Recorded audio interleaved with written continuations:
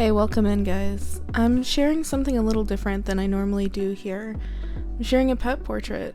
This one was actually not commissioned.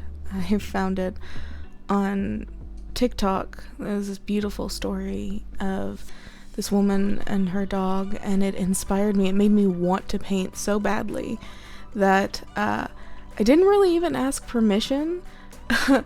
I'm really grateful that she loved the piece and wanted to have it for her own. I appreciate her letting me use her story and her love as inspiration. I'm truly grateful. If you've been following me for any time, you know that I approached this vastly differently than I normally approach a painting.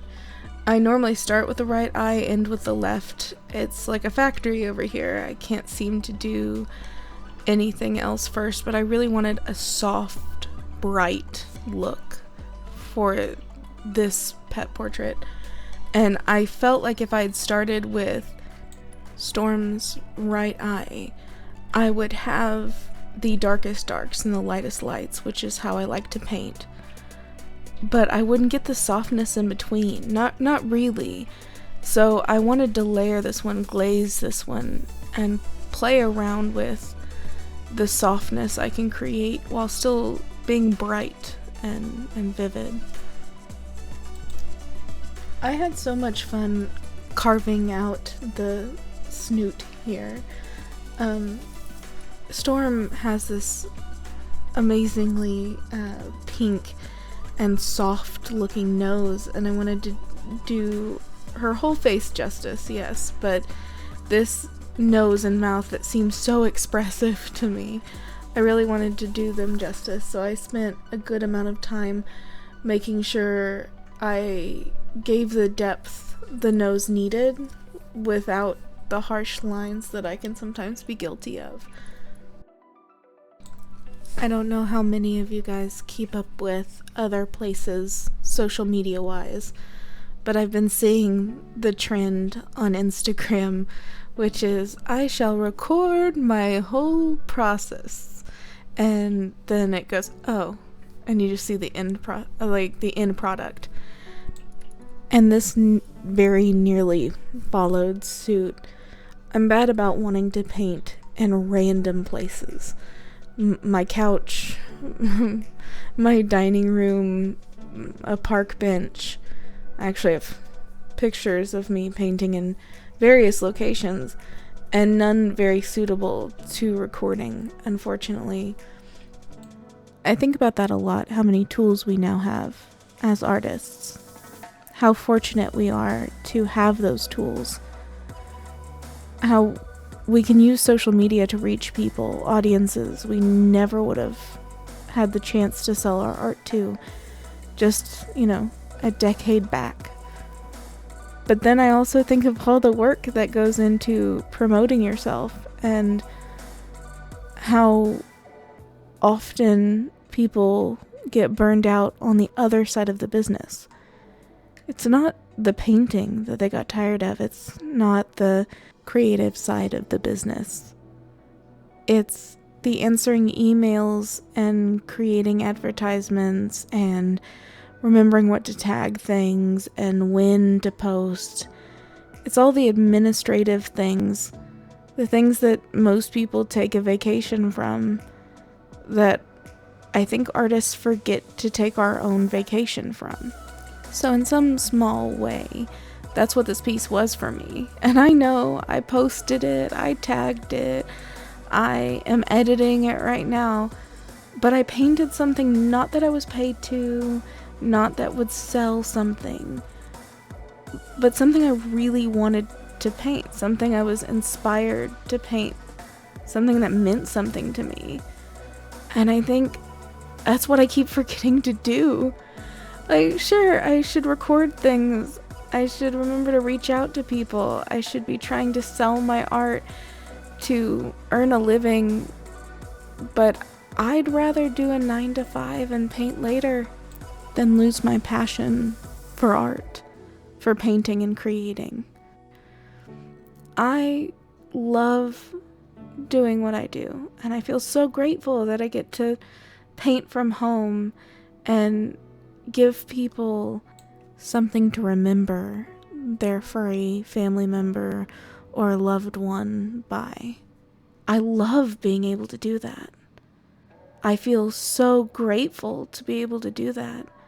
But I also have to remember I can't keep doing that if I don't also make sure to make time to nurture that part of myself, that artist in me that wants to paint something without worrying about a client's happiness or the end result or the business end of any of this.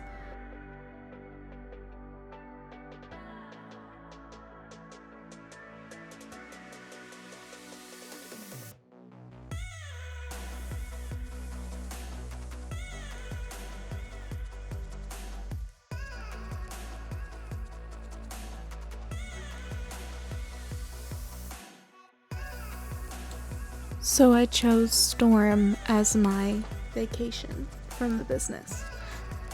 I've actually chosen several.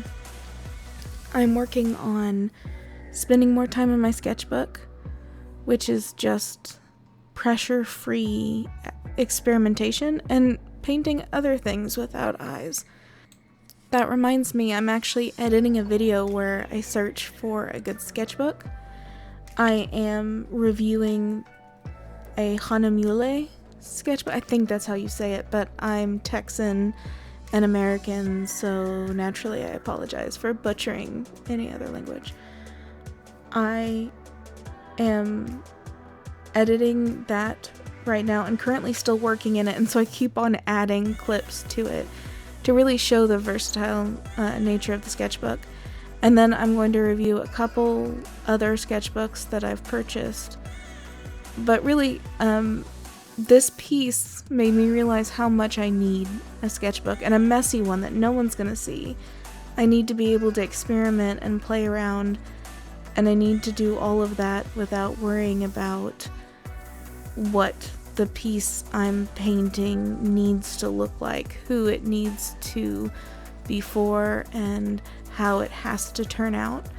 It's limiting me in my growth. So I guess what I'm saying is this piece and taking a small vacation from pressure in my art really helped me realize how much more experimentation I need, how many more pieces I need that have no expectations, clients waiting for them. I need to spend more time in a sketchbook. I need to spend more time painting things that I just like, that no one expects to be delivered at a certain point. And sure, I need to do all of my commissions and love them and do my best work on them while I do that. But I just need to paint more because it really helps my growth, and I really forget to do that. So this piece helped me, and I hope it helps you. I hope my rambling nonsense here has sparked something in someone that makes them want to create more and create more of the things they love. But with that, I will leave you for now. Thank you so much for watching, guys, and thank you for hanging out with me while I paint.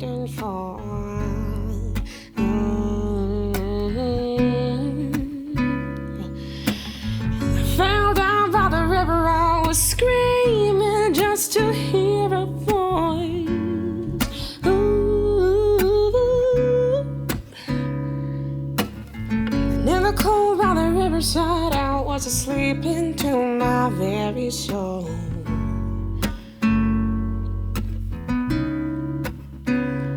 I can't play with the pieces of a broken body.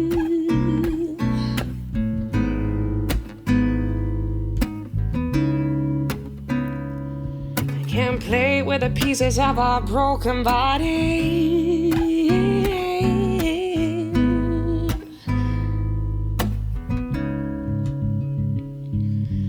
I met the man of a midsummer dream. I was was lonely, he was far from home.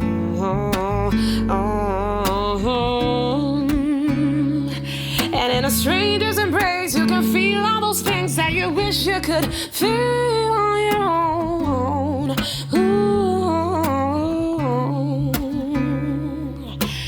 And although I've never met him before, I was kneeling just to hear his voice.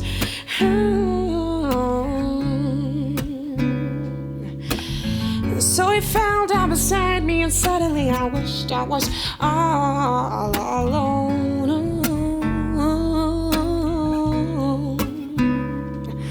Can't play with the pieces of a broken body.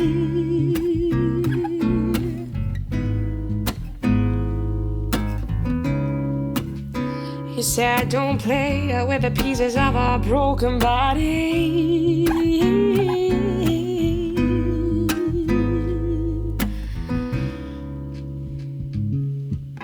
I did nothing wrong, and I said nothing wrong, and I meant nothing wrong, and I felt nothing wrong, but he cried, heal me, heal me. He cried, heal me, heal me. Heal me, heal me. I can't play with the pieces of a broken body.